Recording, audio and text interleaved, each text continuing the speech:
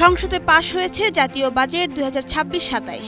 এর মাধ্যমে নবম পে স্কেলের খসড়া গ্যাজেট তৈরির কাজ শুরু হয়েছে। সরকারি কর্মকর্তা কর্মচারীদের দীর্ঘ প্রতীক্ষিত নবম জাতীয় পে স্কেল বাস্তবায়নে গুরুত্বপূর্ণ অগ্রগতি হয়েছে। প্রধানমন্ত্রীর অনুমোদন সাপেক্ষে জুলাই মাসের মাঝামাঝি সময় এই গ্যাজেট প্রকাশ হতে পারে।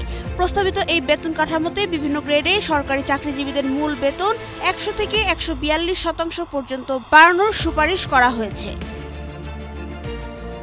সরকার নতুন পে স্কেল 2 ধাপে বাস্তবায়নের নীতিগত সিদ্ধান্তের দিকে এগুলো প্রথম ধাপেই সম্পূর্ণ নতুন মূল বেতন কার্যকর করার সুপারিশ করা হয়েছে। এ লক্ষ্যে মন্ত্রী পরিষদ সচিব নাসিমুল গনির নেতৃত্বাধীন উচ্চ পর্যায়ের একটি কমিটি পে কমিশনের সুপারিশ পর্যালোচনা করে চূড়ান্ত বাস্তবায়নের রূপরেখা চলতি সপ্তাহে অর্থ মন্ত্রণালয়ে জমা দেবে। কেন একবারেই কার্যকর হতে পারে নতুন মূল বেতন?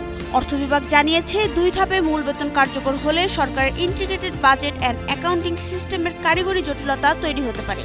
এজন্য প্রথম ধাপেই সম্পূর্ণ নতুন মূল বেতন কার্যকর করার সুপারিশ করা হয়েছে।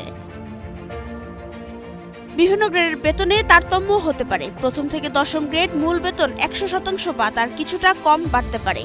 11তম থেকে 20তম গ্রেড গড়ে প্রায় 130% পর্যন্ত বেতন বৃদ্ধির সুপারিশ করা হয়েছে। 2026-27 অর্থ বছরের প্রস্তাবিত জাতীয় বাজেটে নতুন বেতন কাঠামোর আংশিক বাস্তবায়নের জন্য 44,000 কোটি টাকা বরাদ্দ রাখা হয়েছে।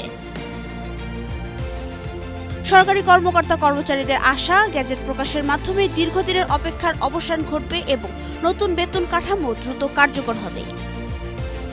নাবিলা রহিম, সময়ের আলো।